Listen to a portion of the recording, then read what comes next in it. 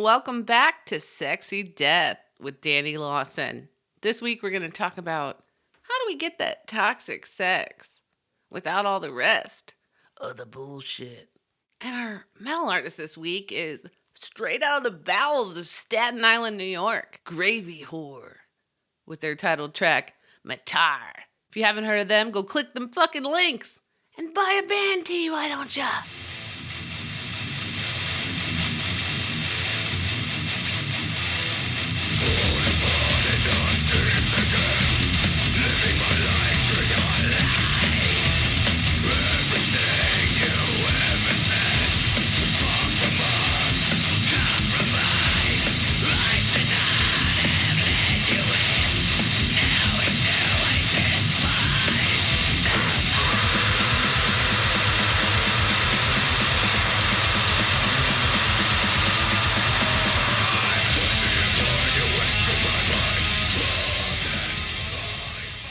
Oh, fuck yeah.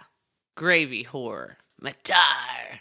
They're a 5-piece death metal band ripping your soul out and shoving it back into your eye sockets. I like it. I fucking like it. Now back to that toxic sex, right? We want to get back to that toxic sex. I want to know, how do we get that toxic sex without the toxic relationship? Intimacy, motherfuckers. For real. For real, for real. You literally have to start getting real intimate with yourself. And I don't mean masturbation, which I condone, obviously. But I just mean, I think it's a little deeper than that. No, I don't. I'm not giving you instructions on how deep to go. What I'm saying is, you have to dig deep. Deep inside. And start to look at yourself in the mirror. And when you do, you're going to notice shit you do and don't like. And you're going to have to learn how to love it all. Now, that's a big-ass process. But you have to start the fucking work. Because if you're not intimate with yourself, if you don't have a good, strong understanding of who the fuck you are, and what the fuck you want, and what you require to be successful in life, then how are you going to be intimate with a partner? How are you possibly going to be able to actually know them? You have to actually know them so you can build that trust. You know, you can't just throw everything out there and say, yeah, I like it like this and I want to like that and yeah. And the next thing you know, you're in a very vulnerable situation. And your life is on the line because that's how you get off. And you're with someone you don't hardly fucking know. Like, no, that is not how you get good toxic sex. Now, there is addictive sex that comes from toxic relationships. And boy, I know all about that. But it's time to get back to GraveyWhore. Matar!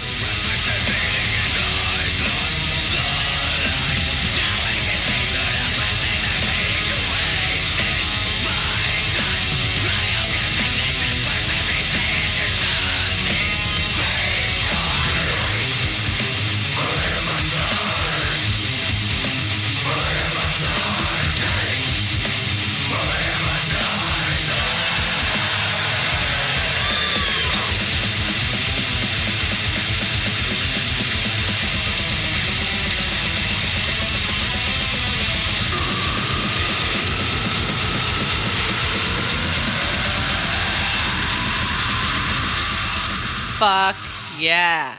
GraveyWhore. Matar. Did you hear those fucking blast beats? Oh, did I mention that the band was founded by the guitarist and the drummer? God, I love those blast beats. And that melodic guitar. I can't get enough of that fucking melodic guitar. I know. Not everybody feels that way. I do. I fucking do. And not only are they fucking checking that shit off, they're also giving me my growls. Ugh. I want more. I want more fucking growls from all of you. Fucking fill my inbox with fucking growls now, please. I love it. Fucking love it. Anyway, they've been playing with some pretty badass motherfuckers too. I mean, these guys are not sleeping. They're doing what everyone should fucking do. which is getting their music out there by playing live fucking shows. I mean, they're not fucking around.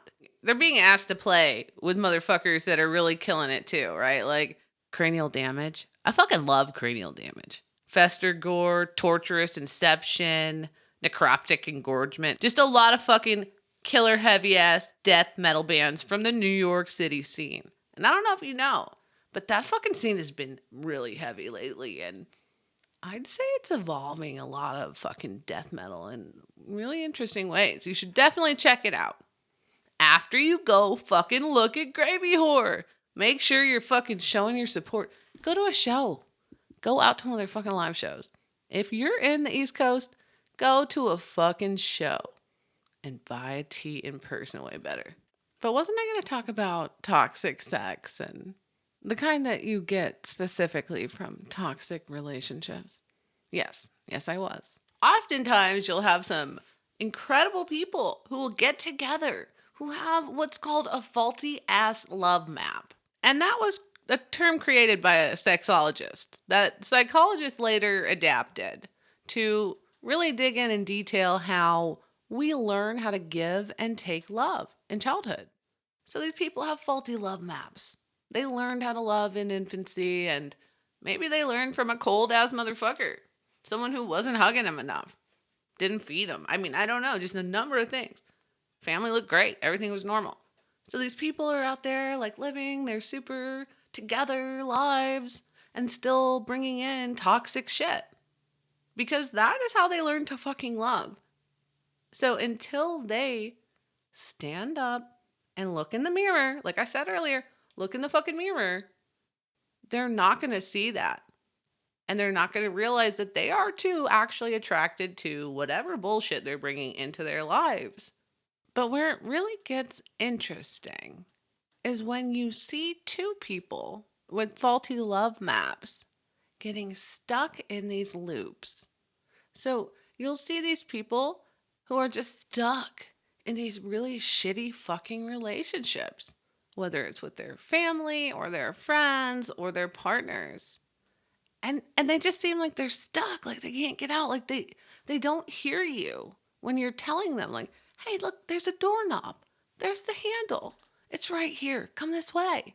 And they just don't fucking hear you. And they're stuck in this very addictive, toxic cycle. And it can range from many different things. Like, that's a whole ass other episode. But they get fucking stuck. And it's sad. But you're not really stuck. You can break free of it. And it does require you looking at yourself. I know I keep saying that, but it's really what it fucking takes. It's really what the fuck it takes. Go to a good show, take a fucking hot bath, look yourself in the mirror, and say, okay, I'm gonna fucking do this shit. Everybody in that situation is fucked up. So, I mean, not to be rude, but to be a little bit rude, because sometimes you need a fucking wake-up call, right? Like, sometimes you need someone to slap you upside the face and say, all right, Brenda, wake up, bitch. Like, oh, you're right. Oof, okay, you're right. Okay, it's not so bad. Because it's really not. It's really not. It just takes a little work. And everyone hears the word work. And I get so afraid. Like, oh no, I have to do it? Someone's not going to come in and save me? What about my Prince Charming? What about? No. No one's coming to save you. You have to save yourself, or else it's literally just, you're going to have an unfunctional life. And you can do that. Many people do. And many people stay in those unfunctional situations. But you can also change the pattern by looking at yourself and doing a little bit of that digging. Digging deep inside of yourself. And finding who the fuck you really are. Because when you find who the fuck you really are, you find your fucking power. And it's not some little piddly ass bullshit. It's like the fucking dark side. It's like the Force. It's yours. No one can fucking take it from you. And it makes you who you are. So think of that fucking power. because you deserve that power. No one else. It's your power. Fucking use that power. Create with it. Make some fucking art. Do something cool, man. Because you might be the next big thing. But you're out here whining and sitting in this weird loop of misery. So many fucking people. So many. And it's okay, because we've all fucking been in similar situations to varying degrees, right? Like I said, some people get stuck, some people don't.